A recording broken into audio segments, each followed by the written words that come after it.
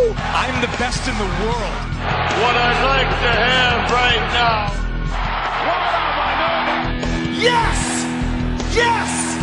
Yes! Because I will fight for those that cool. Are you ready?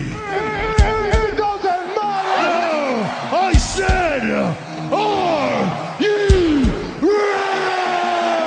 I'm a sexy beast, baby! I was up all night. And I'm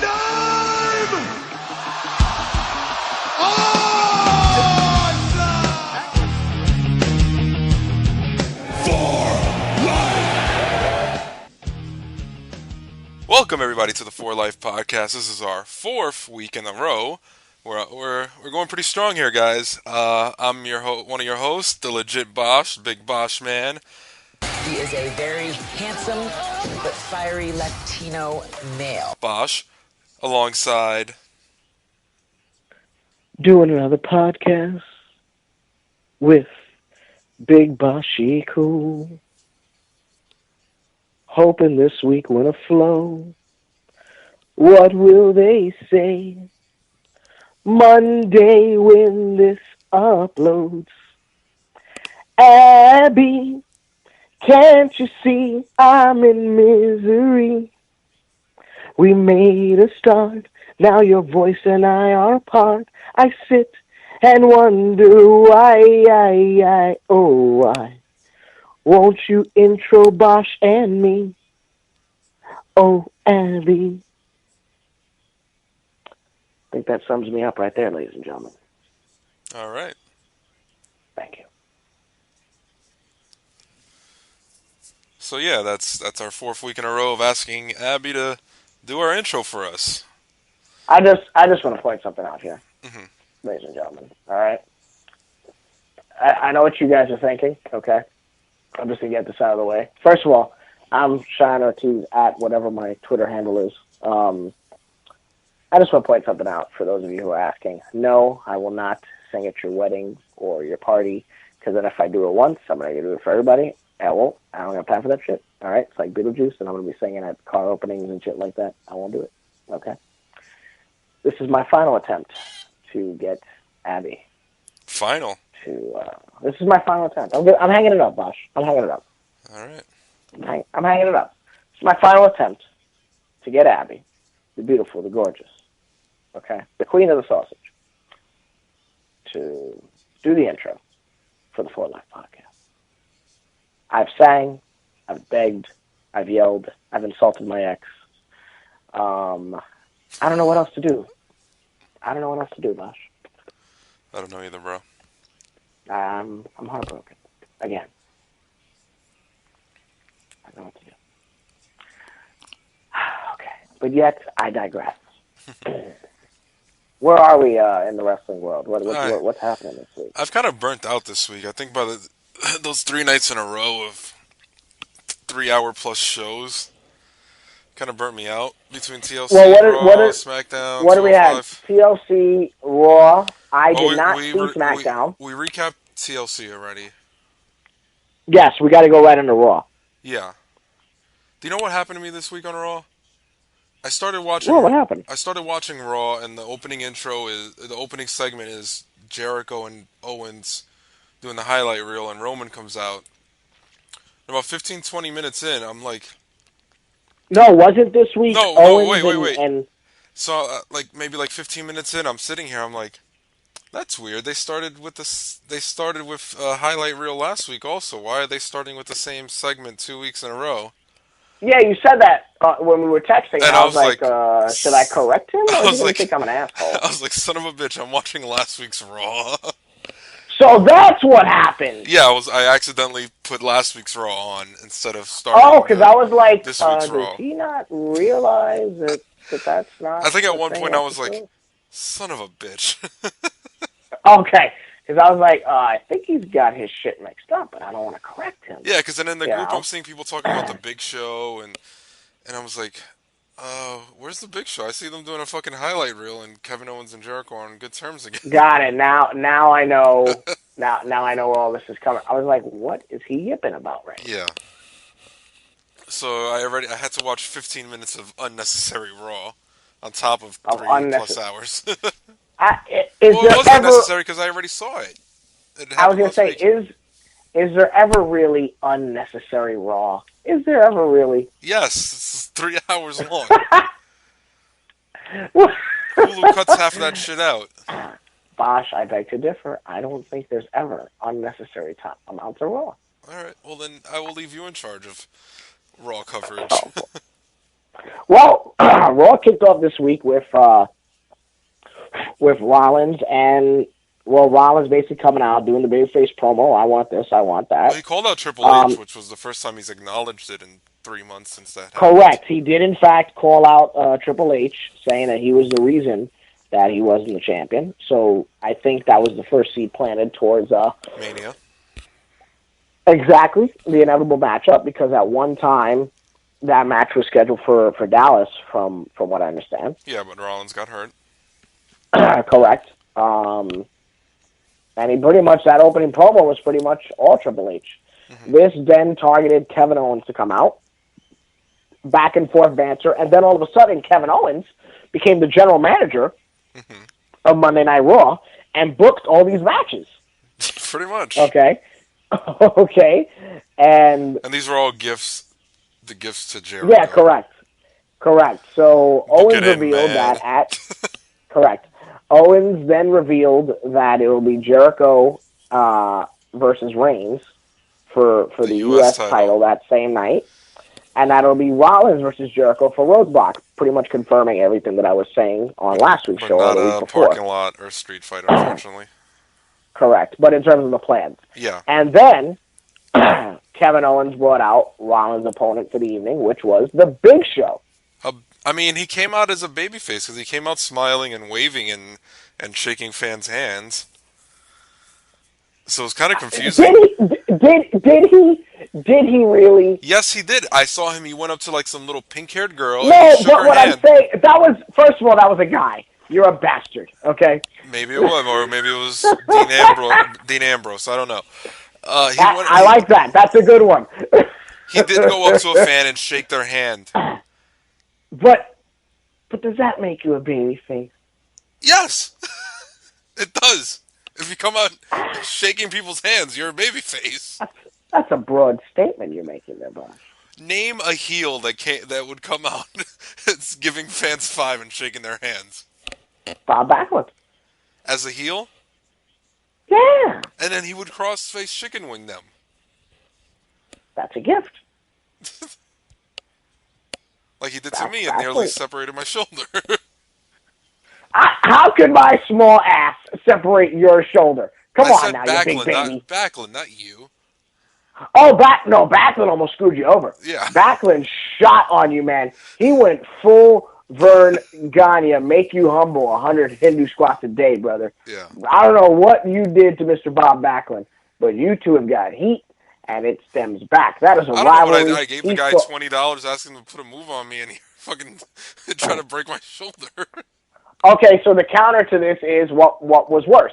What was worse, the Tongan death grip or the check away? This is a tricky one because the Tongan death grip, I feel like Meng wasn't really putting his full strength into it, and it started hurting.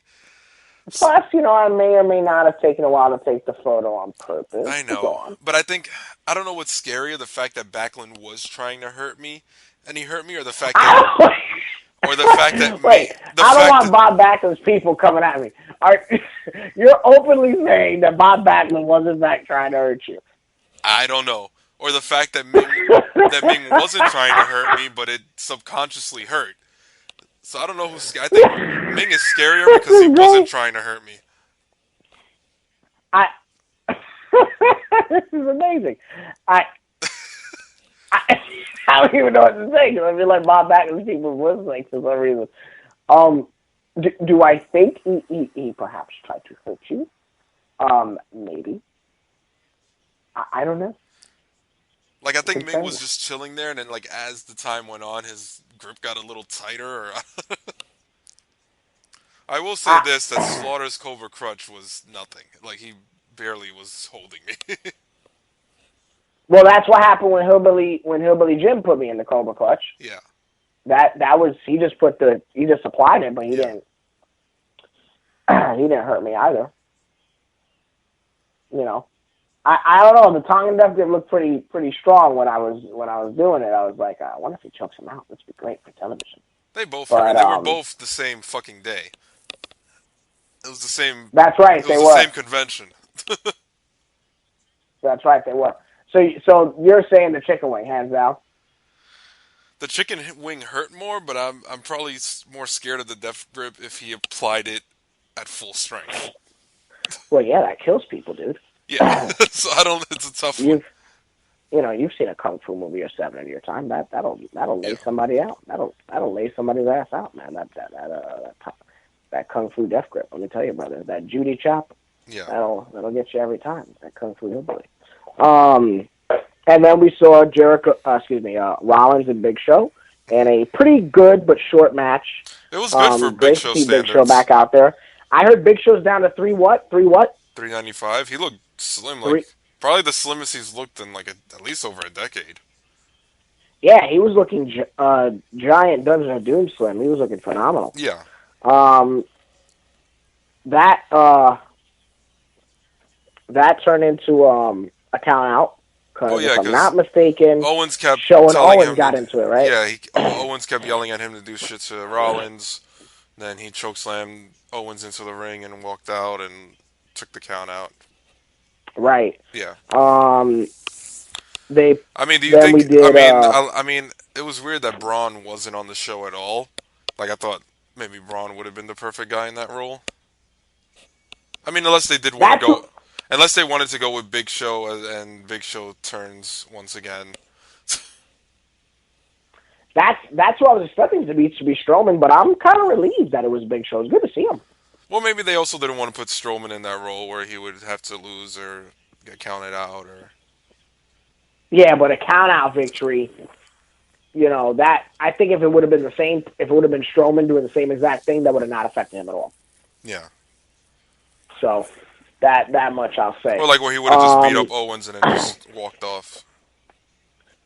Yeah, that could have been it too. Yeah. That's another one. That's another possibility.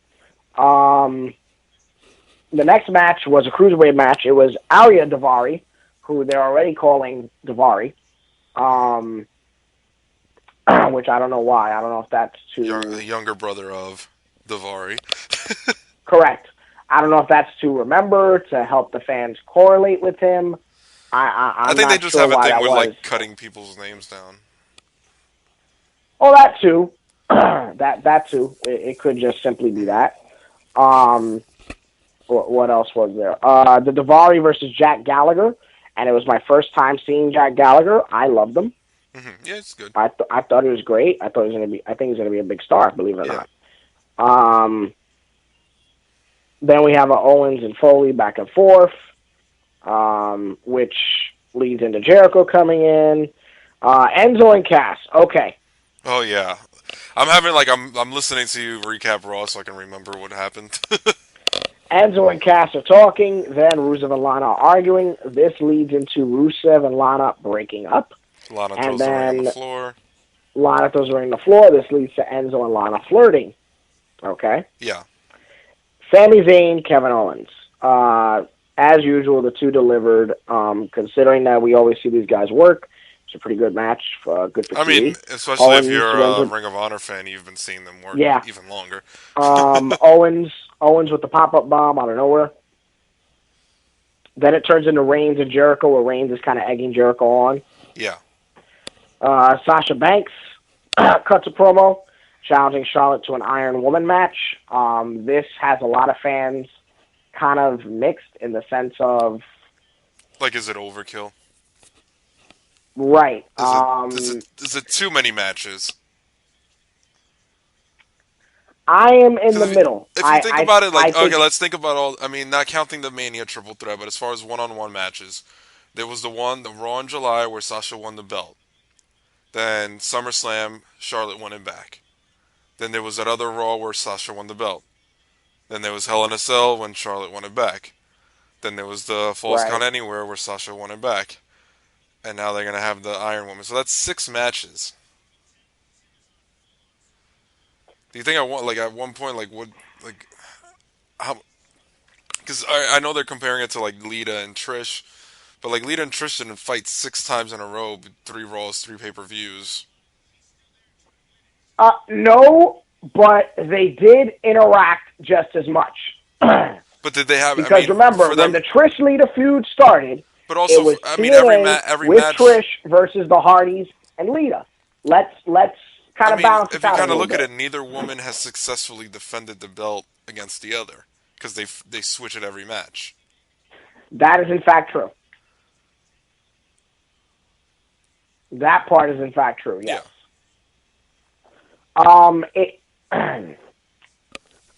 I'm in column A and column B about it. The good thing is that they keep delivering good matches. Yeah, they do. But it's kind of like it's a pattern. At one point, who's going to break the? Because then, if you look at the pattern, Charlotte has to win this time.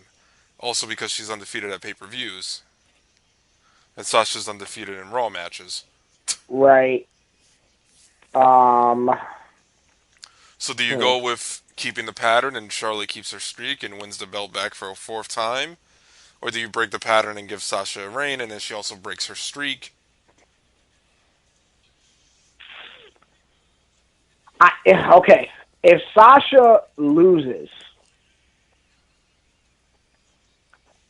she's got to stay away from the title. Yeah, so then what do? You put if Charlotte loses, she's got to stay away from the title. I feel like whoever walks out champion is going to feud with Bayley for the belt, and whoever loses will probably end up feuding with Nia. I mean, you also have Emelina coming back. Let me ask you a question because Tamina's coming back. Let me ask you a question because I can't answer it. And I can? Who loses? Well, I want to hear your answer at least. Okay. Who loses more credibility or momentum even taking the loss? It's a tough question. Because, again, you said they've wrestled how many times? Let's take that number first. It's been 6. They're 3-3. Okay. They've worked 6 times. No. Belt has flipped. No, they've worked 5, and this will be their 6. Okay. So they're gonna work. Sasha has the 3 Raw victories. Charlotte has the 2 pay-per-view victories, and they're going into their 3rd pay-per-view. All right. So of the 5, the belt has flipped all 5 times? Yeah. Okay. Because Sasha won it, then Charlotte, then Sasha. Yeah. I went through the list, so I don't want to do it again. But yes, it's changed hands every time. Every time they've had a one-on-one match, the belt has changed hands. If it's on Raw, Sasha wins it. If it's on a pay-per-view, Charlotte has won it. Okay, so... Yeah, so then who... Like, do you take away Charlotte's undefeated pay-per-view streak? Or do you flip it back to her and Sasha loses the belt once again? Right, which again, the question for me becomes... Do we have Flair somehow help in the... No, Flair, first of all, I'll talk about Flair in a minute, because we all know I can't be happy. So... I mean, I could see that whole thing leading to a swerve, and Flair helps her win. But we'll talk angles in a minute. Yeah.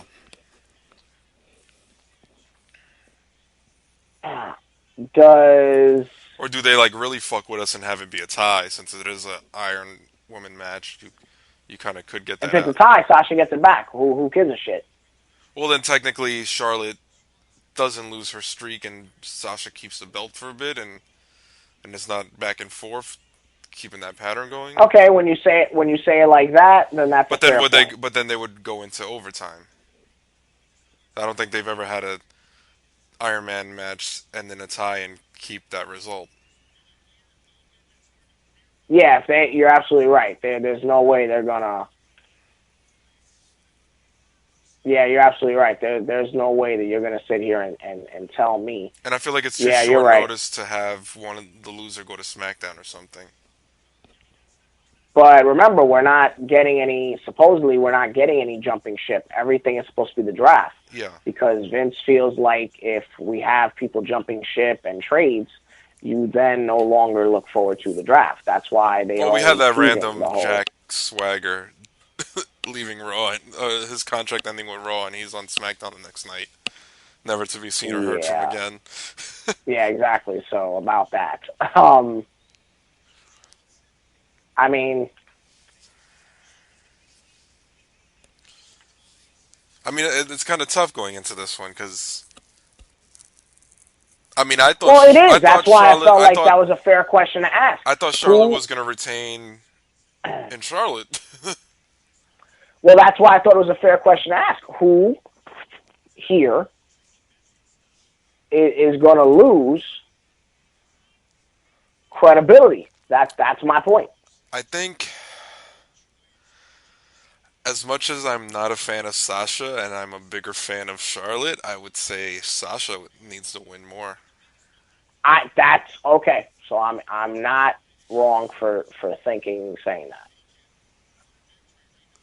I just feel like... I think Charlotte already had the lengthy reign, that lengthy title reign, and has that undefeated pay-per-view streak. Correct. So I think Charlotte's already strong as it is, so I think it'll take a lot to hurt Charlotte, whereas Sasha hasn't had the most successful run on the main roster. Mm-hmm. As far as, like, being strong, and, like, she's had the injuries, she's been out, she's had... I think Sasha needs to win more than Charlotte. Let me counter you some more. As much as I want Charlotte to win and keep her streak going, and I'm not a fan of Sasha, so I really don't care if she wins or not. Now I'm going to swerve. More. Now I'm going to swerve you and everybody else listening, all five of you. Who did the Hell in a Cell loss benefit or harm Sasha? And this is not a blame creative WWE did it. I'm saying, I don't care what they decided to do, because at the end of the day, the match was great. I'm asking now, did her losing at Hell in a Cell help or hinder her? I think, I enjoyed the match. I thought the only two complaints that's not what I'm asking you. I thought her selling the... Take the match out of it. Did her losing become an asset or a detriment to her momentum and her credibility? I think it's just tough to tell because they have gone back and forth so much. So I feel like all these wins and losses have kind of canceled each other out, because they do. When you lose one, you win the next one. I still feel like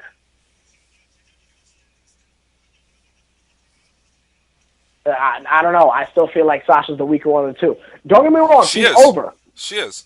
She's over. She's over as hell. Well, she's over with that, because she was over in NXT, and that's transferred over. But I feel like... Yeah, but not everybody gets over. We've seen that. Look at Emma. That's true. They thought Emma was going to be... I also feel like... Come on. And she's coming back this week with her new gimmick. Oh, is that this week? Yeah. I must have missed that part then. I didn't see it this week thing. Yeah. But I feel like the thing with Sasha is what got her over was being a great heel.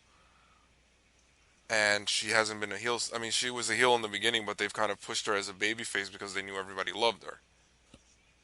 Right. I don't know why they don't follow that same philosophy when a babyface is not loved. They just turn him Plus, into a when heel. you really think about it, what they are doing with Dana Brooke and Charlotte is what they did with Sasha Banks and Charlotte. Yeah. And also, I think the fact that Charlotte is a stronger heel and people actually dislike her, they're like, okay, well, we're going to keep the real heel as a heel, and we'll keep Sasha as a face since people like her. Yes, because they tried to bring Sasha in as a heel, and that shit was not working. Yeah. I think if she feuds with Bayley, they can hopefully recapture what they had in NXT. Because, I was a fan of Sasha's character in NXT. And then when she came to the main roster, they had her as a face. So it was like, okay, I wasn't like, at least the one thing she did have going for her that I liked was the character, and they kind of Right. they knew Because if her. you go back to when Stephanie makes that announcement, and then like a week or two later, the ones that were supposed to be faces were Charlotte and Becky, Yeah. not Sasha. They just brought Sasha because it was like, okay, she's ready, she's over, let's get her going. Yeah. So that's just my opinion on it. Yeah. I feel like these are all questions that we should now ask. Now that we're in this situation of multi, I mean, well, the show is next week, so we're going to be recapping Roadblock and the Valon that next week. That is very, very true. Yeah. We will be there. We will be recapping since we have a pay-per-view every 2 weeks. Is it now? I mean, well, at least after next week, we have a break until end of January. Okay. It's just crazy that it'll be our 5th show and 3rd pay-per-view. Yeah, I got a problem with that ratio personally, but that's a me thing. Well, I think that's why I've been so burnt out, because it's been so many shows. It's a lot of content. I agree. Yeah. Plus for a guy like me, and then I'm sure it's even worse for you because you also are into UFC and regular television and stuff like that. Versus me, it's just wrestling. Well, I think by the time Wednesday hits, I'm like, I kind of need to detox from wrestling, where I'm gonna watch all my other shows and not watch any wrestling. I mean, even with the exception of Total Divas, that's probably the most. Well, God forbid, Bosch not watch his Total Divas, guys. I just want everyone here to know. God forbid. I'm proud of it. I don't give a shit. Not watch his Total Divas. He will have a conniption if he does not watch his Total Divas. Okay? Just want to point that out for everybody. Okay? But I'm glad you get to watch your Total Divas and your Full House and everything. Okay? Fuller House is a great show. I've been through that. It is a great show. When I am able to catch it, it is very, very funny. I do like that in the current television landscape. Since the only thing that's in my house all the time is fucking Investigation Discovery. Yeah. Another great channel. I haven't watched that in a while. Me neither, but I hear it all the time since I'm back here doing whatever. Yeah. But let's go back to Raw since I kind of brought up. I thought we just had a great discussion about women's wrestling. Oh yeah, it was great. Caught you off guard there. We then go into Swan versus Perkins. Another great match. I think Swan is more over than T.J. Perkins. Oh yeah, by leaps and bounds. I think Perkins, the story of the Cruiserweight Classic and how he won and this and that, great, phenomenal. But I just think something was there and he just couldn't get over. I think it's the lack of charisma. Total lack. He's dry. I don't know if it's the it's like he comes thing. out. I mean, he comes out in dabs and does the dancing, but his facial expressions and his personality don't match the dancing. Right. So he's dancing, but he's monotone and straight faced the whole. It's like he doesn't smile. Absolutely. And I think that's what's nobody's connecting with him. Like at least Rich Swann, he comes out, he's dancing, he's smiling, he's interacting, he's making faces, he's charismatic. Yeah, absolutely. And I think that's worked a lot better for him. Whereas in Perkins, like even when I would see him in Evolve, it was like, okay, he's dancing, but he's like, there's no expression on his face. Oh, Perkins was in Evolve. Yeah. Yeah, I was there for his last. Yes. I was there when he qualified for the CWC and for his last match. Yes, he was. You're so it's like right. he doesn't have. He has no expression. He has no personality, no mic skills. Like he's a great athlete. He has a great look. The video game stuff looks cool, but then the few times he does speak, they have him incorporating video game terms into his promos. I think the well, Cheyenne, I'm gonna have to press the restart button on you and like shit like that. It just hasn't connected. Like, I mean, he had a great. I mean, I don't even think they've told his story since being on Raw, as far as the CWC story where he was homeless, and I don't think they told that. I don't think they told Rich Swann's story until the night he fought for the belt. He didn't get a package on He got it on. I mean, they all got the packages on CWC, but not on Raw. Oh, okay. I mean, I just feel like there's definitely something there, and I think the guy that they're looking for is actually Swan. Oh yeah. You know, I think. And I think they realize that, and that's why they put the belt on him. And I think. Correct. And I mean, I can see, like, I think it's going to lead to Aries going for the belt, and they're going to feud for it once Aries is cleared. Which I think Aries would be a better fit for Swan as a heel. I think they should keep doing Swan and Kendrick, but also. Well, it looks like they're going to go between the. I mean, on 205 Live, they're teasing tension between Perkins and Swan, where like they keep accidentally hitting each other. So I feel like it's going to be like a little. It's going to be a little three-way feud until Aries is ready. Got it. So are you telling me like basically what they're kind of doing is it's kind of like a revolving door with the contenders, kind of everybody's going to get a turn? Pretty much, and I can see them working, I guess there's Gallagher, there's Cedric, there's Noam Dar. Because I only saw because they kind of they turned Noam Dar heel on 205 Live. Noam Dar. Oh yeah. I know which one that is. Yeah. Where he beat Cedric and then he dedicated the match to Alicia Fox. Yeah, the black guy. Yeah. Yeah. I know which one that is. Yes. I agree with you. I think Aries and Swan will be good. Because it'll be like, I mean, because even Kendrick's pretty good, but I think Aries is a lot better as far as personality and as a worker. Kendrick is goofier. Mm-hmm. But they're trying to play him up. They're trying to play him serious. Yeah, Kendrick is goofier than Aries, but again, because to me, Kendrick is still spanky. You know, or like Brian Kendrick. Yeah. Yeah, right. You know, but I think Kendrick in the ring still as good as he ever was. Oh, definitely. But I think them going with that, you know, lay down for me. I need this win more than you do thing. I mean, I thought his story in the CWC was good, where he was like, "Well, I'm older now. I'm almost 40. I fucked up my first opportunity. It was my fault. I was here, but I lost it.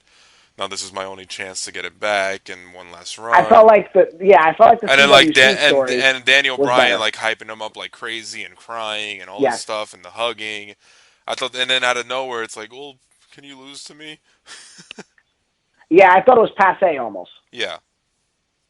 Because even that story they haven't touched on since he came. Like, the only story he has had was him asking TJ to lay down for him. Yeah, and that only lasted till he won. Yeah. And it wasn't like he gloated about that afterwards. It was a very weird dynamic once he actually won. Mm-hmm. Yeah. But I mean, I like Perkins, but I was really surprised when they went with him to win the whole thing, and considering that was for the first champion. But again, the counter to that is this. Who did Perkins beat? I don't know who he beat in the first round, but I know he went through Gargano, he went through Swan, he went through Ibushi, and he went through Grand Metalik. And he beat Grand Aluminum Foil, right, in the finals. Okay. Yeah, but leading to that, he beat the three guys that I had as my favorites. Right. He beat a bunch of credible guys. He beat Gargano, Swan. All right, and then because even when I heard that Ibushi and Sabre weren't going to sign, because I predicted those two for the finals and Ibushi winning it. And I thought Ibushi was going to win. I'm with you. I thought Ibushi was going to win, but then when I heard he wasn't signing, I thought, okay, they're going to go with either Gargano or Swan, because those are the two guys that I know for sure are under contract. And then he went on to beat both of them back-to-back in the following two rounds. And I was like, well, who are they going to go with now? And I was like, are they really going to go with TJ? I remember when they got TJ in there, and I didn't think that he was going to go all the way and win it, and they were going to keep him, but... Right. I mean, here's the thing. They beat the ones that everybody wanted to win, right? Uh-huh. So in true reality, when he won, the guy he beat, not to say that Grand Metalik, you know, is like, you know, not good, because he's phenomenal as a luchador. He's amazing. Mm-hmm. But in the finals, he beat somebody that could take the loss. Grand Metalik, nobody was behind until the finals. Remember that? Considering the 3 guys he beat leading up to that was Swan Gargano, and Ibushi. Exactly. So that's a dynamic there. I just feel that there's other ways they could have gone about it. But, they gave TJ the credibility, and overall he just... Yeah. I think it was him, and I think it was the fans also that were just like, we're not into this. And that's kind of the end of that. It happens in wrestling. Yeah. It happens. It's okay. It's all good. Another psychological wrestling question that went awry. Bayley and Alicia Fox, pretty much a squash match to promote some bears. Bayley wins out of nowhere with a belly to belly. I think those bears are in the next Slam Crate. Oh, they're not for sale on the shop? No, I think that's like the one item that they're advertising. Kind of like they did last time with the Enzo and Cass shirt. Okay. Where they wore it on Raw and then they used it to like advertise for people to buy it the week before. Mm-hmm. Then we have the Enzo Lana promo where Lana and Enzo are going to go to a hotel room, and then Rusev asks for a match with Cass. Okay? And then the tussle in Texas. Man, oh man, was I hyped for this one. I was like, this is great. Mark Henry's going to get back in the ring. This is going to be awesome. And he squashed. This was quicker than Goldberg and Brock. Yeah, right? They went about 60? Maybe. If that, yeah. Right? The whole match is on YouTube. Yeah, we had Mark. You can probably fit in an Instagram video. Probably. Yeah. Probably.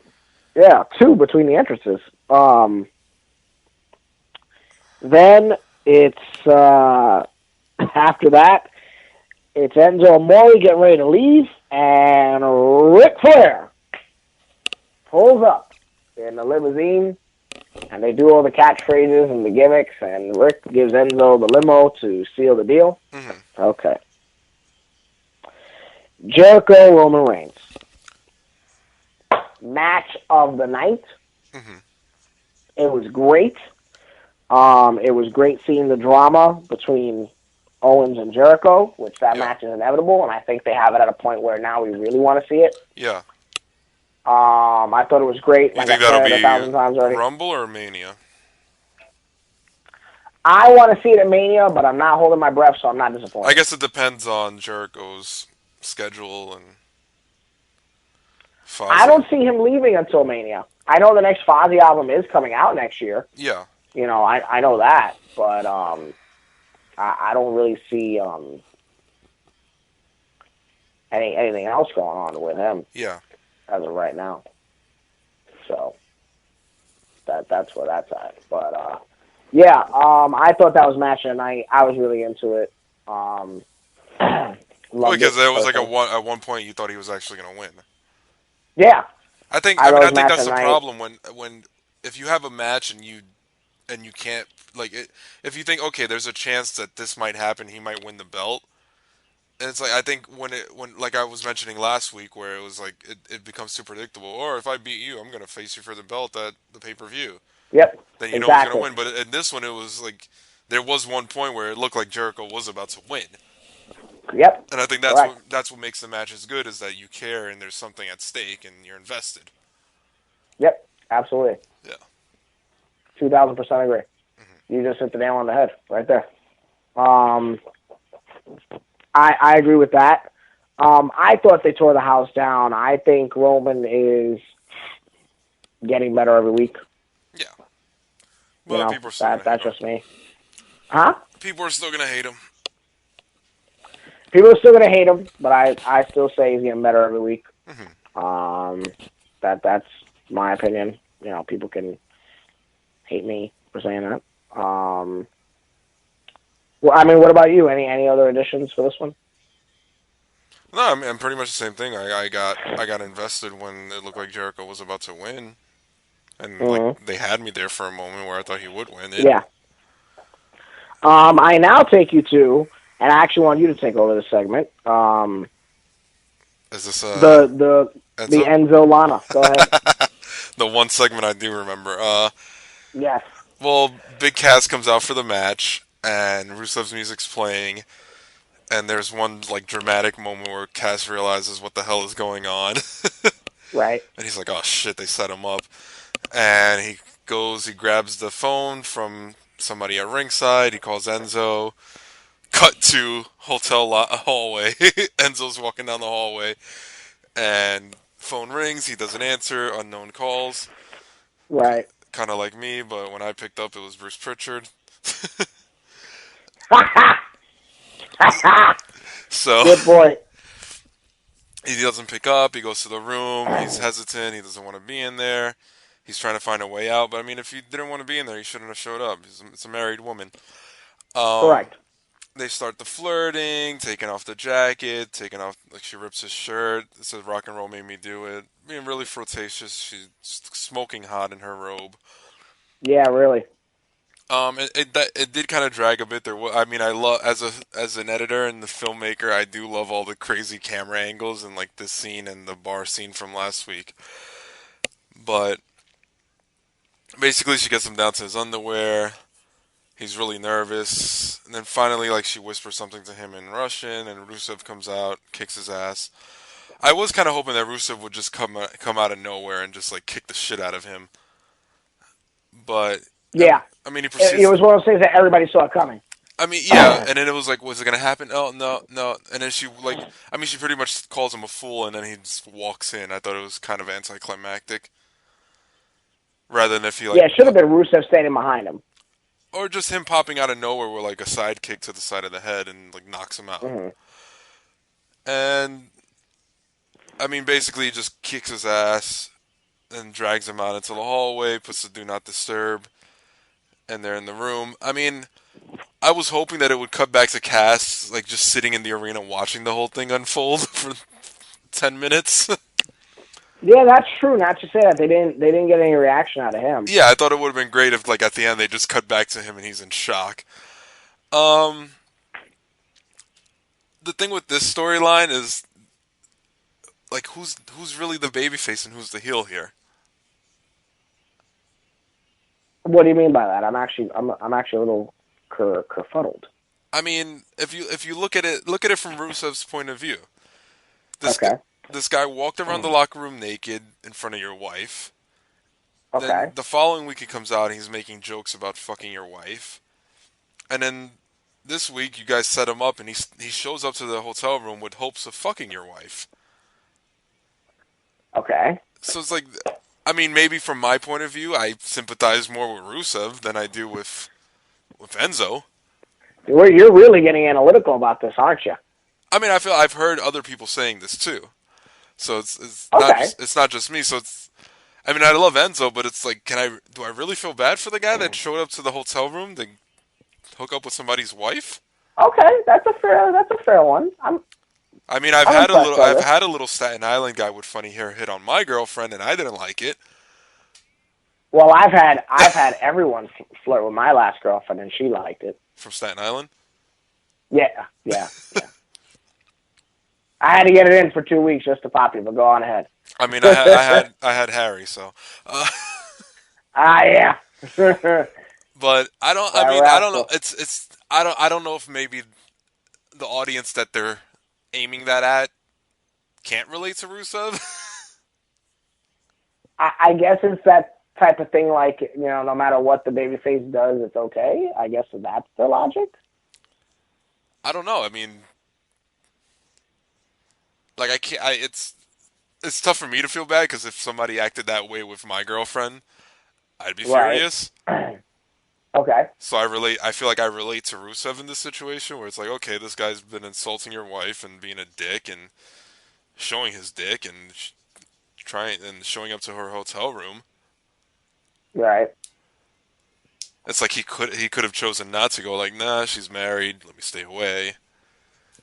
Let me do the right thing. Yeah, there was no fight on Lana's end. But then again, why would there have been a fight if it was a trap? Or Or like at least You know what I'm Kaz trying to saying? talk him out of it a little more. That's true. Cass was pretty adamant about it. Hey, maybe Cass was in on it. I don't know. You know? I mean, I thought it was enjoyable to watch. I thought it was entertaining. It's tough for me to sympathize with Enzo in this one. Mm. And I mean, I'm a fan of all four of them, but Oh yeah, they're all doing some I mean, of the best work right now. yeah, Rusev's on a roll, but I just think it's tough for me to sympathize with the person that's in the wrong. Right. Like, I feel like if you had like a Jesse Ventura or a Bobby Heenan as an announcer, they would have definitely pointed that out. Yeah, as the old school guy. Yeah, because they would always point out whenever the babyface did something wrong, why was it okay? Yeah, Jesse especially. Yeah, Jesse more so than Bobby. Jesse would have never let you hear the end of it. Yeah. Yeah. That's actually a great point for an announcer. Because I feel like Jesse would have pointed out, hey, this is a married woman, and you're in a hotel room. You deserve that. For an announcer, yeah, that's a great point. I feel like now they won't acknowledge it, but I think if it was just Ventura's mentality at the time, where he would always point out when the babyface did something wrong, because Vince would always defend them, or Monsoon. Right, because they were always the devil's advocate to each other. Yeah. Right. Okay.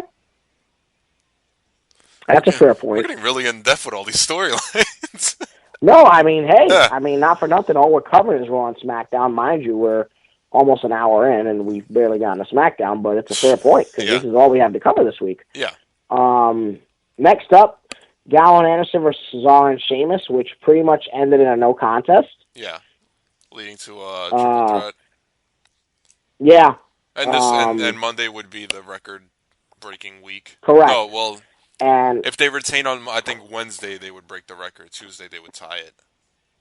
Right. So they pretty much have to win. And then, I mean, putting them in a triple threat kind of puts them at a disadvantage where they don't have to be pinned, and there's no DQ or count out to get out of the match. So it's kind of like stacking the odds against New Day for their final attempt at beating the record. Right. So do you see them? I mean, like I mentioned before, Demolition has that they're in that concussion case against the WWE, so they're definitely going to break the record. I mean, what do you see being the follow-up? I guess the team that gets screwed out goes for the belts on Sunday? Yep. Yeah. And I think it's going to be the club. You think so? I think it's going to be the club. I'm going to go with them, really, because I feel like Sheamus and Cesaro are the obvious choice because they're getting more of a push. Yeah. They gave the club their run, and now it's turned into, kind of Sheamus and Cesaro's time. We go with my idea of the revival. Or it can be like they set them up against a mystery team and it's the revival. It's not that I don't like your idea. I don't see them pulling the trigger on the revival on a non-major pay-per-view. Really?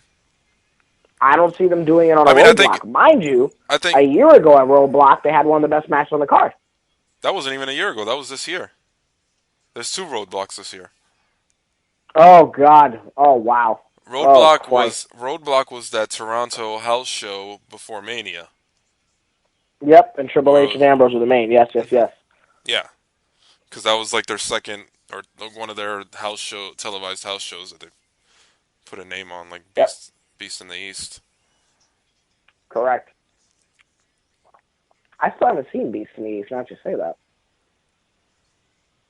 Still haven't seen that one. That was the one in the Garden. That's Owens and... Jericho. No. Not Beast in the East. No. That was... Beast in the East was Japan. Right. So what the hell was the name of the one in New York, in the Garden, when it was Big Show and Brock? I don't. I was there, and I have no idea what the hell the name of it was. I don't remember. Well, it was... Oh, God, it smells like smoke. It was Brock and Big Show. It was Jericho's 25th anniversary match against Owens. Right. And that was, I think, Right. Owens' Mania, no, Garden debut. Right. And Rollins and Cena in the cage, which was a good match. You said it was a good match? Yeah. Okay. Better than the one that we saw? Wasn't it the Go to Hell? I think it was like the Go to Hell tour. Right? Oh, yeah. It was leading into Hell in a Cell.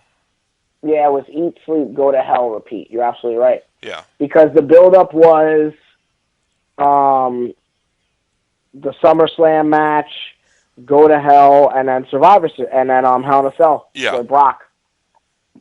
With Brock Taker. You're absolutely right. Yeah. That was the build-up there. And then the ending segment between Charlotte and Ric Flair. Mm-hmm.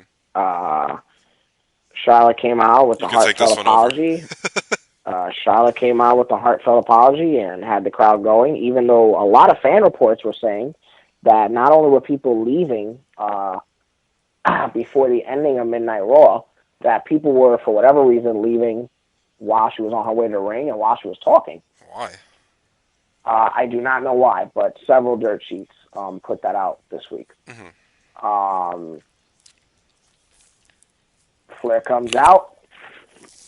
I'm sorry, they hug twice. And boom! Flair gets leveled with a slap.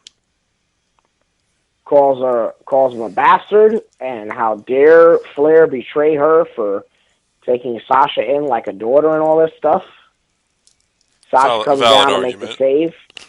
Yes, that is a valid argument. He did come out and congratulate Sasha for beating his daughter. He did. There's no way around that. And then I mean, no matter how much my daughter gets on my nerves, I'm not going to go and fucking pick somebody else over her. Yeah. Sasha comes down, makes a save, which basically leads to her getting destroyed. Yeah, which was great. And Flair having to watch. Which basically leads to her getting destroyed and Flair Charlotte kicked her ass. Yeah, Charlotte definitely took her to school. Charlotte beat the crap out of her. And that was how Raw went off the air. Yeah. Questions, comments, concerns, go ahead. I thought it was great. It was great lead into the match. I agree. I thought the stuff with her and Rick was great, too. I also agree. I just think if they keep slapping Rick around, nobody's going to want to see that sumbitch again. He got his ass kicked this year. Yeah. But great segment, and it just continues to get Charlotte major monster heat. She might be I can't think of another, heel with that kind of heat. I mean, Roman has that heat, but he's not supposed to. But as far as, a heel having heel heat, I can't think of anybody on her level, male or female. Yeah. Yep, agreed. Because it's okay, let's look at it Owens and Jericho are supposed to be the top two heels on Raw, but everybody loves them. Right. And who else is there? Even Wyatt and Orton and AJ on SmackDown, people like them. Yep, and some crowds AJ gets booed every once in a blue. And I think if anything, people are booing AJ out of respect because he's a heel.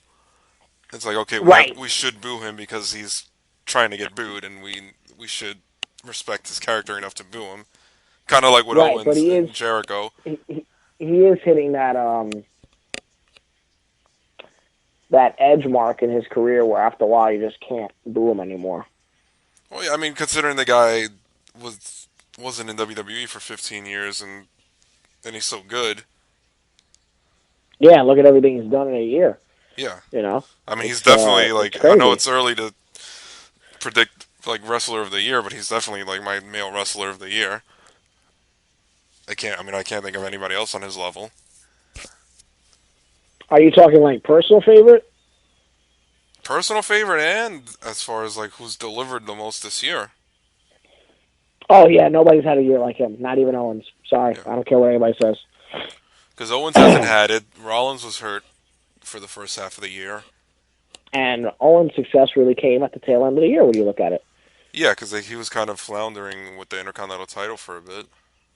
Yeah, when did Owens win the belt again? August, September? It would have been the week after SummerSlam. So look at that. Because Balor won it at SummerSlam. Right, and then he had to drop it the very next night. Yeah, and then the following week they did the four-way. Yep, there it is. There it is. I mean, to me, it was a very good. I mean, as Monday far Night as Raw. consistent from beginning of the year to the end of the year, like nobody's. Because even if you look at it, AJ started the year with a great match at Wrestle Kingdom with Nakamura. Yeah, if you bring that into play, then yes. Yeah, and then you look at the surprise at the Rumble, the matches with Jericho, the matches with Roman, the matches with Ambrose, the matches with Cena. Mm. You know, like. Yep. So there's a spoiler. And AJ's my male wrestler of the year this year for our 4 Life. Overall, a good Raw. I felt like it was very long, but not because of the show. I think just it's been a slow week in general. Yeah. Just to kind of get it out the way, did you see Cena on Saturday Night Live? Because I did not. Yeah. How was it? I enjoyed it. I mean, I don't think there Funny? was. Yeah, he had a few funny skits. There wasn't anything like over the top, but I thought it was some good stuff. They did. It was like a game show where it was like where'd my money go, and he was playing a football player from the Patriots, and McGregor was on there. So I don't know if that's gonna tease. Like maybe McGregor will start talking shit. I don't know. I don't know if that was done on purpose to have Cena in there with a McGregor character. Okay. I Was thought it he had a karate skit that was really funny. was it funny on the level of The Rock? I mean, he's got a long way to go. That's before he hits a The Rock's no. level. That's a no. That's a no. You can just say it. I gotta ask if that's the measuring stick right there, The Rock. I mean, I would say his recent movie roles are funnier than SNL. That SNL. I mean, Okay. I thought it was. He had funny moments, and there was one skit where he was supposed to be like a magician, and he came out like he kind of looked like Undertaker, but with blonde hair, because he had like this long black trench coat. There was another like bookstore scene where he was doing like a Fabio character. I thought that was hilarious. Okay.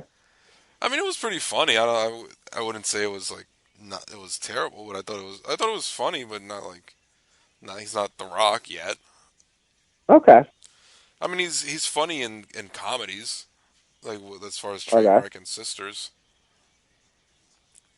Yeah, Sisters, he's phenomenal. Yeah. He's only in there quick, but he's really good in Sisters. Pazuzu. Yes, Pazuzu. I want to create Pazuzu in 2K. I'm sure someone already has. So I think they did, but he didn't. I found it once, but he didn't have the tattoos, and I was like, "This is bullshit." I almost gave away your government, but could you look out your window and see how bad the snow is real quick? I know I'm asking this on the air, but sure. Hold on. I guess you can I'm talk getting all while I these walk to the alerts. window. By the way, ladies and gentlemen, if you want to catch some of the 4Life Podcast merchandise, you can do that by going to redbubble.com/people/4Life Podcast. Actually, doesn't look that bad. Oh, yeah, because people are putting up these photos, and I'm like, where do they see all this snow? I mean, I was out there earlier. It wasn't bad. Yeah, I know people were saying it was slush or whatever, but nothing crazy. I didn't go out today. I've been home doing all those DIY projects and such. Mm-hmm. But I didn't go out today myself. Yeah. Just making sure that we didn't have any false alarms, if you will. Now we go into Smackdown. Take it away. That's your show. Fuck. I was really zoned out during SmackDown. You are the leader of the blue brand. So. We'll look up the results and take it from there. All right, go ahead. Pull that up. Are we going to commercial break now? No. Is now a good time? We're not doing any commercial breaks because our one person that we did a commercial for has not gotten back to us about Abby. He who shall not be named. Yep, you are punished. You are you bad boy. No advertising this week. No advertising for you, okay? How and dare we're you? and we're keeping the advertising money. No, we're not. Yep, Okay. absolutely. All right. Yeah. Every Okay. It time. opened with AJ coming out. He had a walking boot because he messed up his ankle during the pay-per-view. Okay. Ellsworth came out, kind of called him out, and was saying that he was doing this on purpose to avoid a match with him. Then Ambrose comes out, hits dirty deeds on Ellsworth, and walks away. And AJ's laughing at him. Mm. I mean, I thought it was a pretty good promo by AJ, and they're kind of going with this delusional character with Ellsworth, Delusion. where he thinks that AJ's ducking him by faking an injury. Okay.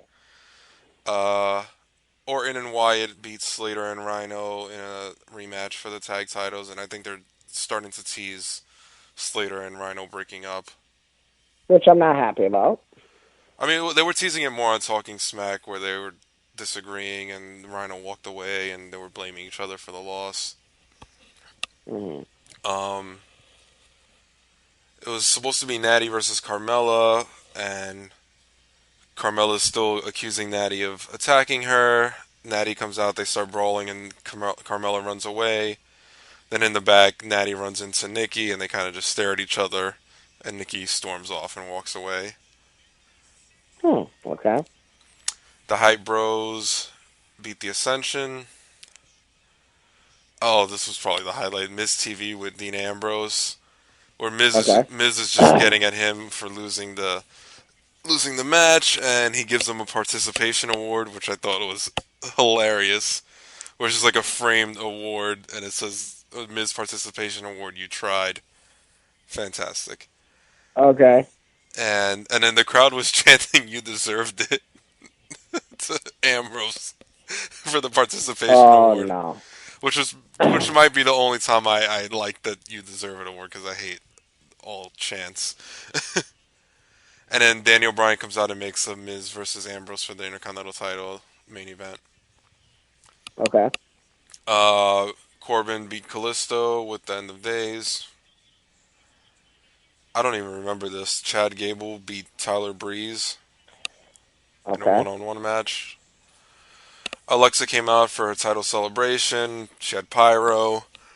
And then Becky came out, said she wants her rematch, and Alexa left.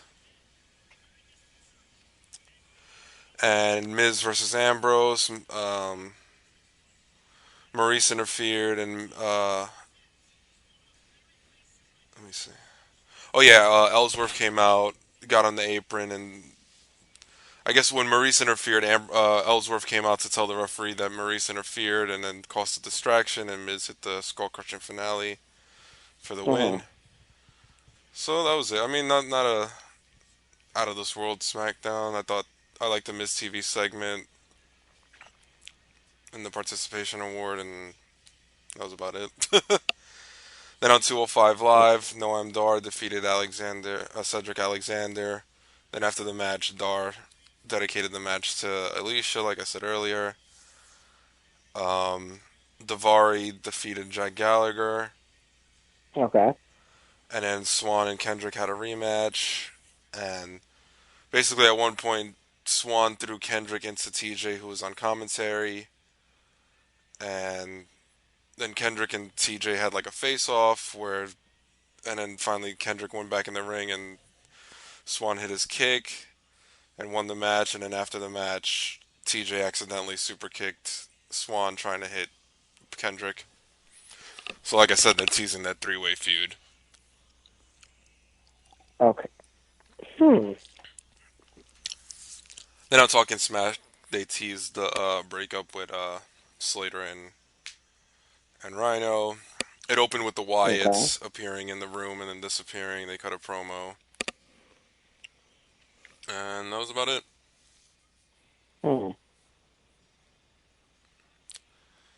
I mean, it wasn't... I mean, I was kind of zoning out during that SmackDown in 205 Live just because at that point I was already burnt out from the previous two nights. Okay.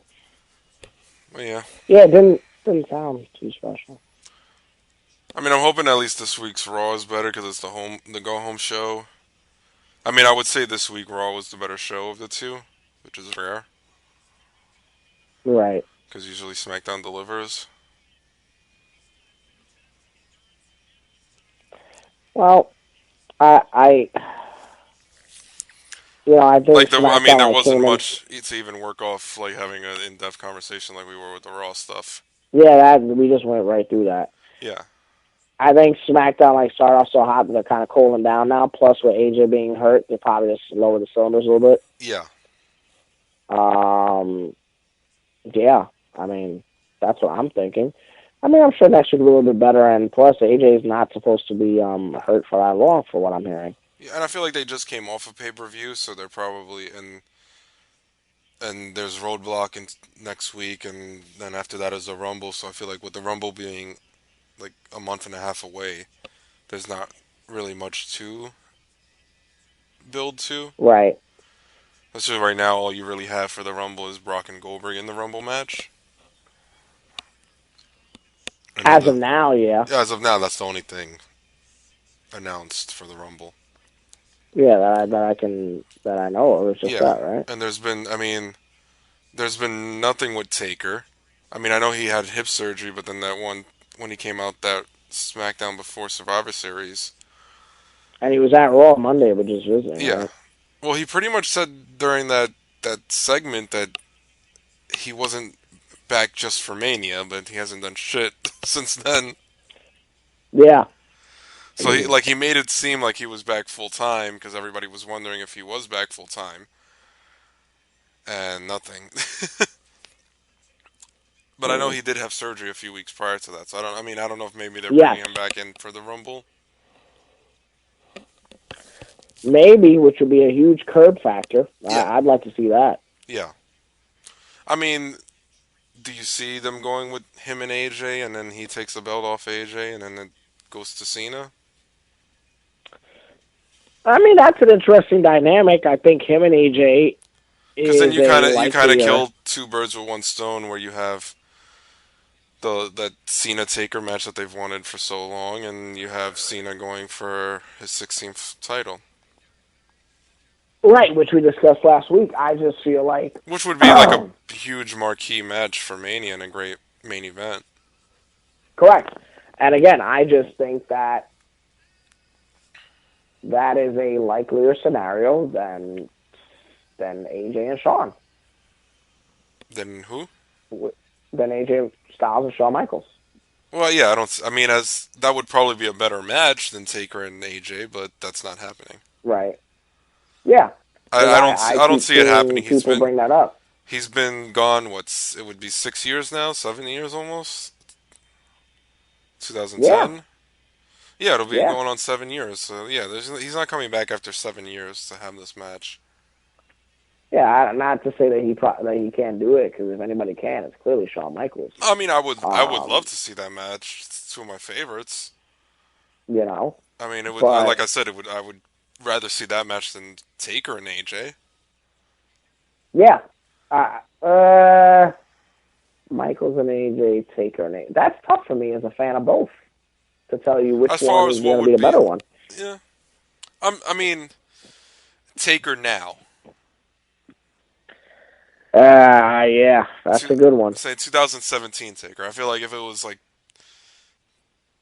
Taker during that time that he was having those matches with Shawn, I would say, yeah, that would be both would be great matches. But I do think that Taker and AJ would be better than Finn Balor and Taker. Yes. I would say that much. I mean, I think so. I think people are fantasizing for that one, but then once the bell rings, they're going to regret it. I think people just want to see the entrances back to back. Right, which it kind of sucks that's what we're looking for more. Well, than that's what people want. I think kind of like the same thing with Sting and Taker, and like not saying Sting and Taker in their prime. I'm saying Sting and Taker now. In their 50s. I don't know. I think Sting and Taker now could still do it. Legit. I think they could. I think Sting and Taker now... Had Sting not gotten hurt. I still think there's money to be made there. I think had Sting not been forced to retire, I think they would have gone with him as the backup before Shane. Would they have done it? Because the original plan was Cena last year, and Cena got hurt, and Sting also got hurt in that match with Rollins. So do you think, like, if they had to choose between Sting and Shane, who do you think they would have gone with? I mean, I mean, if you're looking at it through Vince's point of view, he might have gone with Shane. Yeah, absolutely. That's what I'm saying. If you're telling me it's between Shane and Sting, then they would have gone with Shane. If I think if Hunter was in charge, he would have gone with Sting. Yes. If it was Hunter's choice, he would have gone with Sting. If it's Vince's choice, he would go with Shane. Okay. Yeah, I'll agree with you on that. Yeah. I'll agree with you on that one. Yes. I mean, it'll be interesting to see how this Mania. I mean, hopefully there aren't any injuries, because I feel like that Mania last year took a huge blow because of Rollins and Cena being hurt. Yeah. So there was a lot of scrambling around, and that's true. You couldn't really go with I forgot about all the injuries.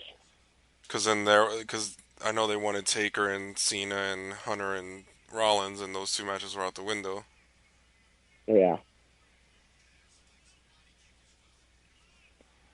Well, again, we're not there yet. Mm-hmm.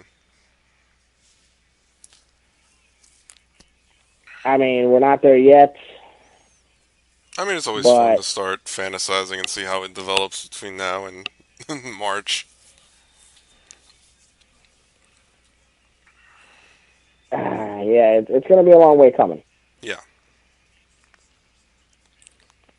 It's going to be a long way coming. I mean, feel like did anything else happen this week? If you have, let's say, Taker Cena for the title and Cena's 16th win, Goldberg and Brock, Hunter and Rollins, and KO and Jericho for the Raw belt, that's 4 strong matches right there. Yep. Then a tag to get everybody on. Same with the Divas. Well, with the Divas, I can see it's tough now because you have two women's belts. That's true, and they can't do a bragging rights one for 1 versus 1 because the other one will look weak. Yeah. I mean, I don't know where you go with that one.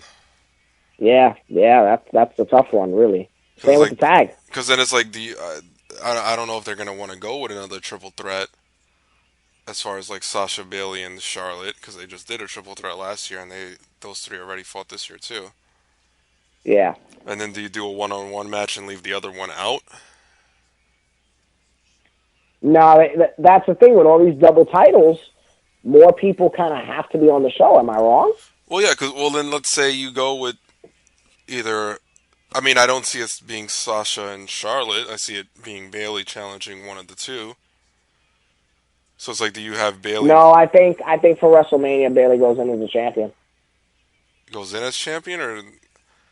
I say she goes in. I mean, I don't. I mean, I feel like they would probably just save her win for Mania, the babyface win, especially down in Orlando, where she hasn't. I mean, she hasn't connected in the main roster as much as she has in NXT, and NXT is based in Orlando. So Bayley winning the women's belt in Orlando at Mania is going to be huge. I agree with that. You're 2,000% right, but I don't see them doing that. I mean, I feel like WWE likes to go with the keep screwing over the babyface and have them win it at Mania. Correct. I say whoever wins the Iron Woman match gets Bayley, and Bayley is going to have it by the Rumble. If Bayley doesn't have it by the Rumble, then they're going with Bosch's plan. That's what I'm saying. Well, then who do you see them putting her with, Charlotte or Sasha? If Bayley's chasing, who do you see her? I can see her. I can see her chasing a heel Sasha. Did Bailey and Charlotte work in NXT? They never really had like that long, extensive. Like I don't know. I feel like Sasha and Bailey worked a lot better than Charlotte and Bailey. Hmm. And I don't think Charlotte was as strong a character in NXT as she is now in the main roster. Well, yeah, but I mean, I think work-wise. Charlotte might be the only one that is more over on the main roster than she was in NXT, as opposed to the other girls that are vice versa. I agree. Yeah. That's tough for me also. Hmm. I still.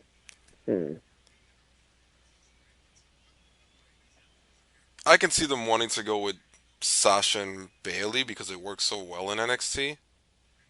Yeah, that's where I'm at because they already know what they could do. They had the Iron Woman match there. Yeah, and the Brooklyn match, which was really good. Correct. Let's So not it's like, forget all right. that, So the Iron Woman. let's say we do go with Sasha and Bailey. Then what happens with Charlotte? Charlotte becomes the odd one out. Maybe we'll get a Charlotte Dana Brooke feud. For Mania? Not for Mania, but I mean, Or Charlotte Nia?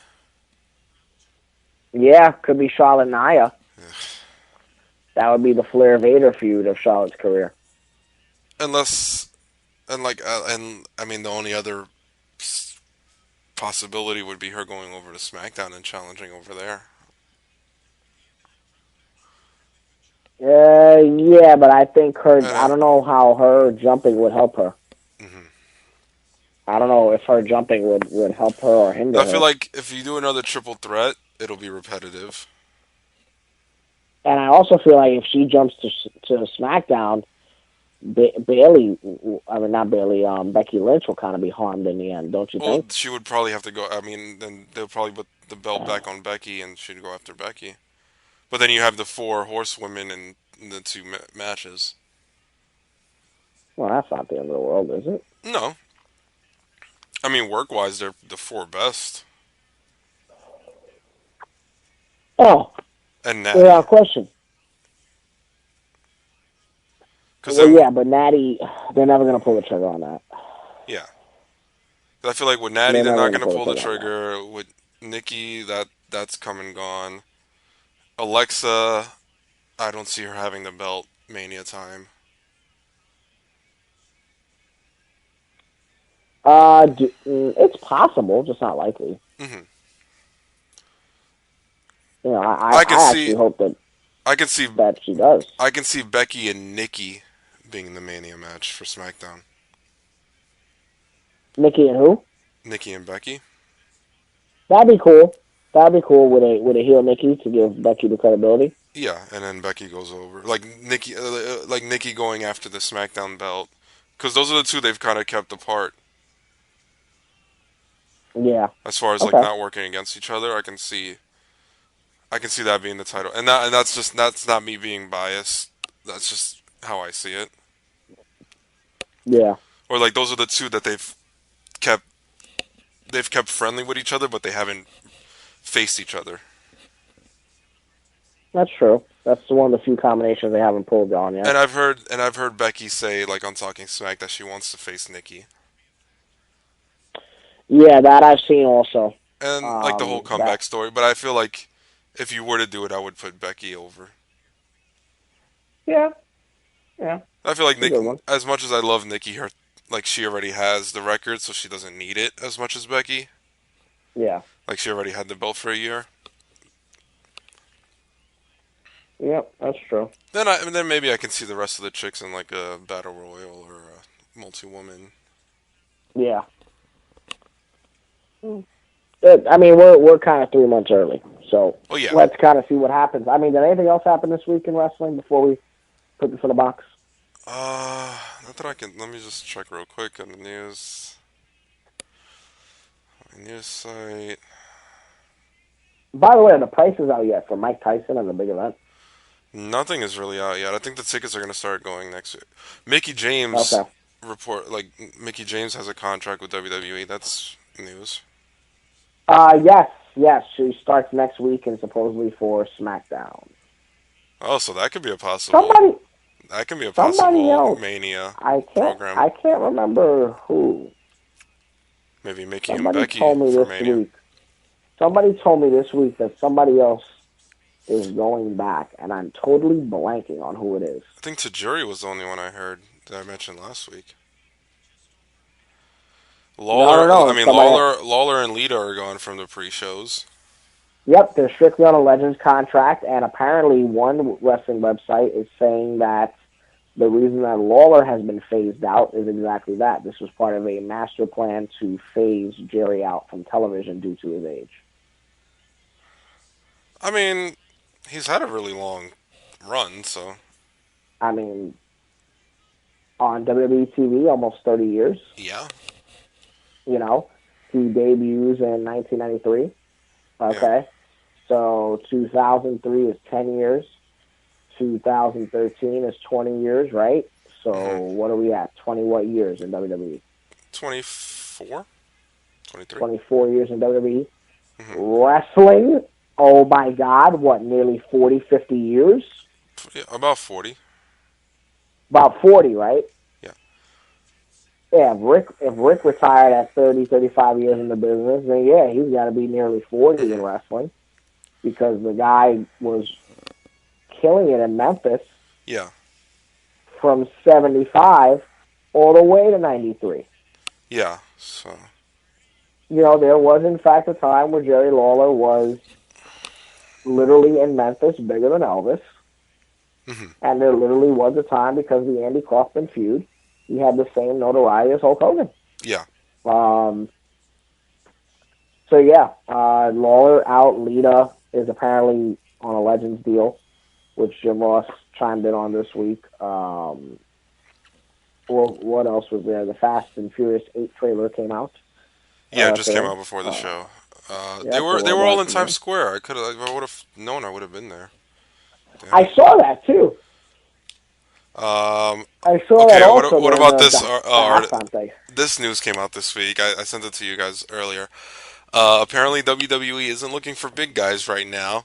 Several guys that attended a recent tryout camp were sent emails stating that the company is not looking to hire anyone who is heavier than 205 pounds for the time being. This totally goes against what the company was looking for just a couple years ago. What do you think about that? Okay, well look at everybody that's a star right now. Mm-hmm. They're all smaller guys. Yeah. You know, Jericho and Owens, they're not 205, but they're smaller guys. How much does AJ Styles weigh? How much does this guy weigh? Or Donovan reference. I mean, I'm sure he's like. I mean, considering he's shorter than me, he's probably. Yeah. They're probably under. He's probably under 200. I'm sure Jericho's probably low 200s. Jericho, I think, is about 210 right now.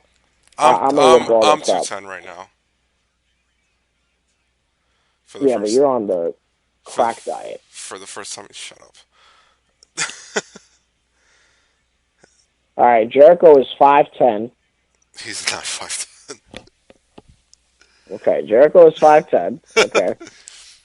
I read once that Danny O'Brien was 5'10". That one made me laugh. Jericho is 5'10", build at 6 feet, and he's 227. Is this WWE's numbers? I mean, WWE exaggerates. That is Wikipedia. I think if I was in WWE, I'd be about 6'3", 220 something. More like 6'5", pal. AJ is 5'11". No, he's not. And build at 218. AJ is not 5'11". Again, Wikipedia. I gotta do this one now. Oh God. Kevin Owens. Jesus Christ, you're not gonna be happy. What is he? 6'1", 6'2"? 6 feet. Fuck out of here. 266 pounds. Okay, AJ doesn't look that much shorter than me in this picture, so he could be 5'11". Okay, now I'm going to Seth Rollins, whose real name is Colby Lopez. Oh. Oh my fucking God. Rollins is my height. I believe that. So if it says 6'1", yeah, 217. that would be accurate. Owens is kind of far from me in this picture, but he doesn't look like he's 6. He could be because the hair. So the hair makes me look taller. Yeah, I can see Owens Make sure being it's 6. perfect. No, but there was once where, all right, what's Danny O'Brien's height? This one I want to hear. Okay, I'll look that up. Ambrose is 6'4" at 225. That I believe. Him I haven't seen in person, so I wouldn't be able to tell. I base it on who I've seen, like who have I seen? Daniel Bryan. Who have I stood next to? Daniel Bryan is 5'10". Fuck out of here. At 210 pounds. That number is actually making me go on Instagram, if you get where I'm going with this. No, I have the picture of me and him right here in front of me. He's right. I'm 6'1", and he's up to my eyebrow. And I have a pretty big forehead, so there's no way my forehead is 2 inches. He's all right. I am not going to put my height on air, but I am short. Natalie's up to his cheek. I will say that he is barely 2 inches. I will say that I am already short, and he is barely 2 inches taller than me. Okay, for fun, how tall is Rey Mysterio? Rey Mysterio is like 4'9". I just want to say that. Oh, you mean on the internet? Yes. Oh, okay, sure. Okay. Because here he's up to my shoulder.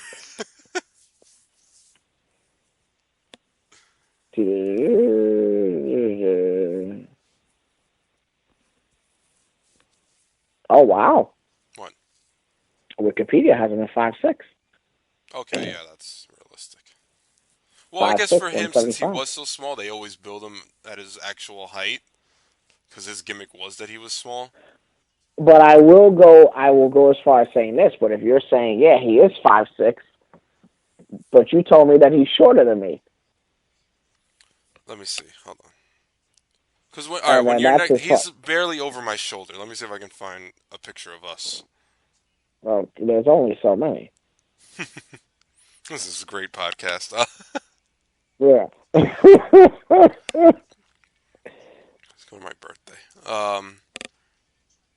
Yeah, that's what I'm looking for. But we're not standing straight in any of these. Yeah, I'm kind of leaning down, and you're past my shoulder. And why are you leaning down? Because you're short.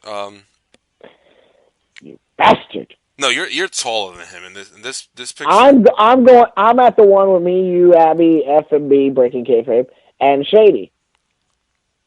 And I gotta be taller than Ray. All right, I'll put up a side by side, and I'll send it to you. Oh, that is going to cause so much shit talking tomorrow. I can't wait. I'll be at my new job. I'll look for a picture where I'm not leaning. Okay, you do that. So do we have anything?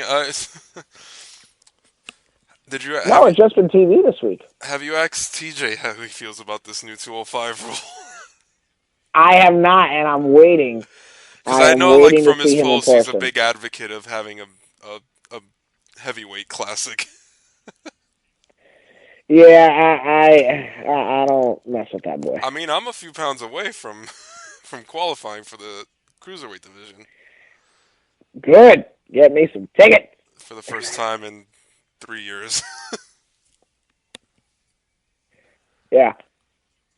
I understand why they're doing it. So, and the company does need to kind of grow out of that, big man thing. Mm-hmm.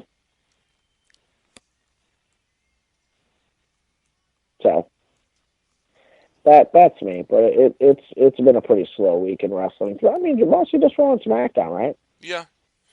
And well, NXT they aired the Nakamura winning the belt back in Japan. Yeah, that's right. The Cage was in Australia, right? Yeah, that's gonna air next week's episode. Yeah, the Cage was in Australia. Yeah. And they're also teasing Nikki Cross from Sanity going after the women's belt. Yes, you and Jamal Jackson brought that up to me. Yes. Yeah. Yes.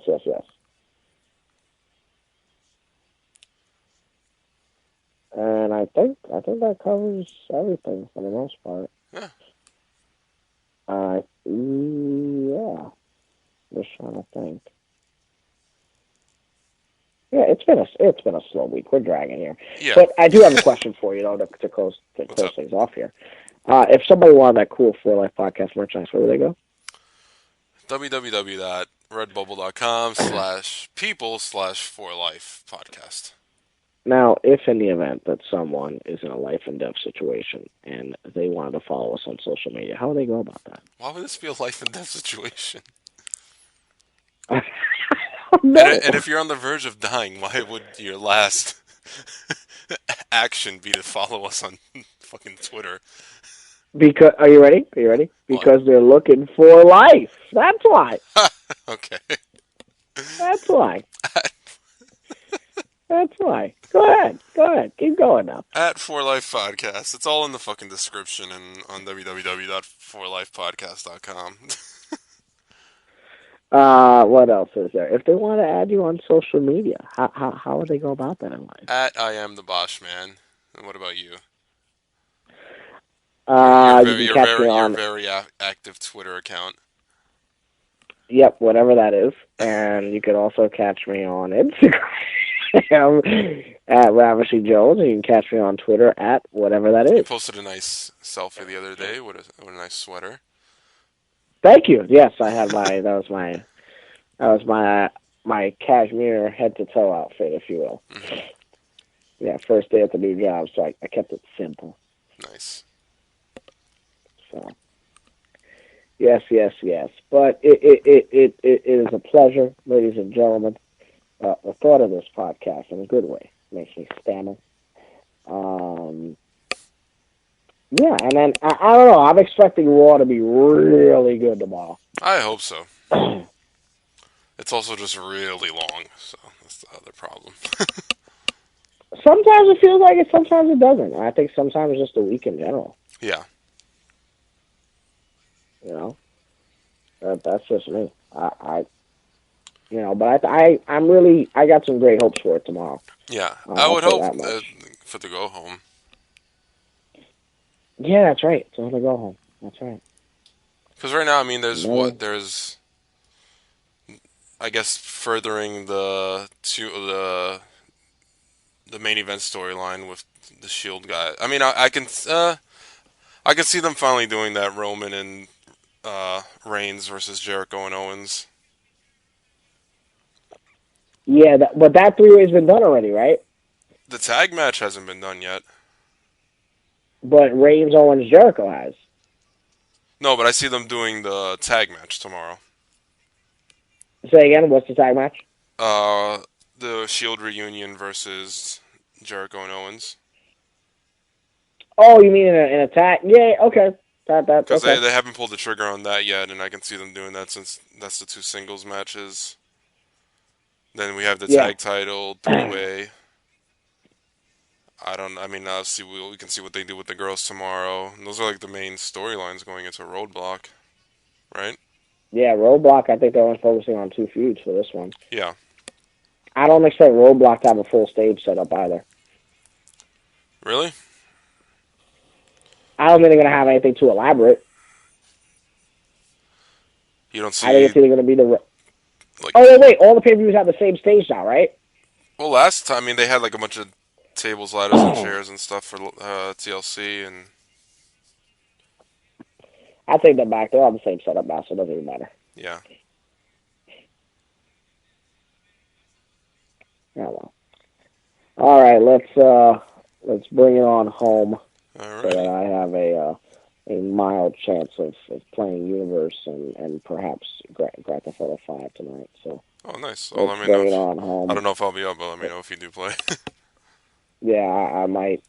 I might try to get in there. You know that. I haven't played in a few days. Me neither. And I've only been playing WWE all day because of my nephew, but I might sneak in until 12:30 tops and get a quick 15-minute up. All right. If anybody wants to play with me in Grand Theft Auto 5, enjoy my Los Santos and eventually die because I don't fuck around, you can add me at Cheyenne McMahon. That's Cheyyennemcman.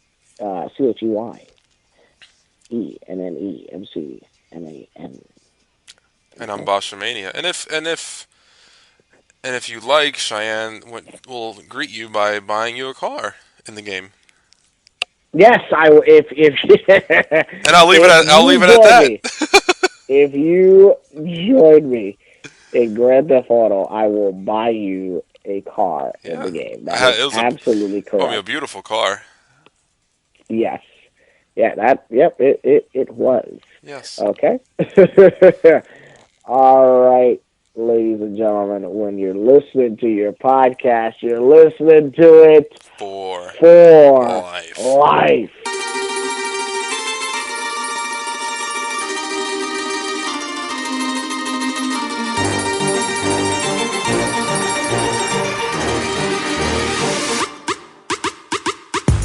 You're soft, you're sloppy. They calling me Poppy. I'm rolling in bands, you riding around and I beat up jalopy. Hey, don't. Bros wanna copy, but they are just not on me. I'm up in the club, stacking them ducks and stuck in a lot. I'm hot like sauce. You soft like balsa. You ain't heard of me? Well, you probably are. Ask about me. Nice to meet you. So good to see you. Bros wanna act hard, they need to take it easy. Cause you soft.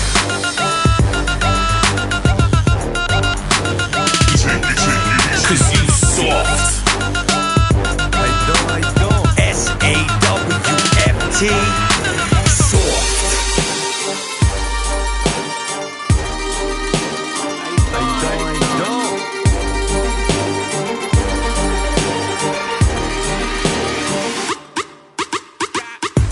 I look good when I'm ready. No.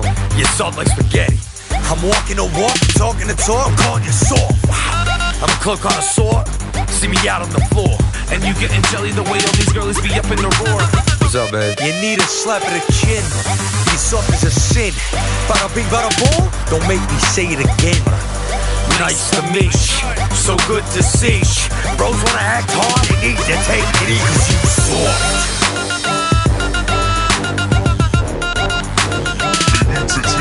Cause you soft. S-A-W-F-T. Soft.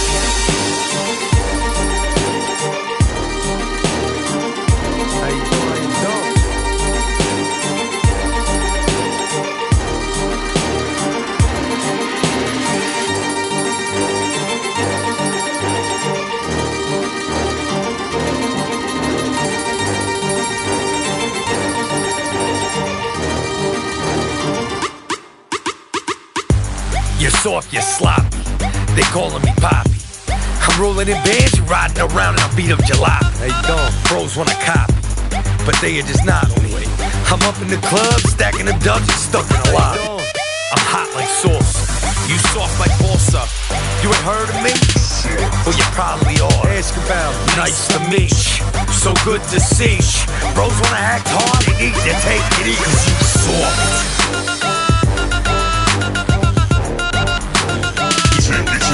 Cause you soft. I don't. S-A-W-F-T. Soft. I don't.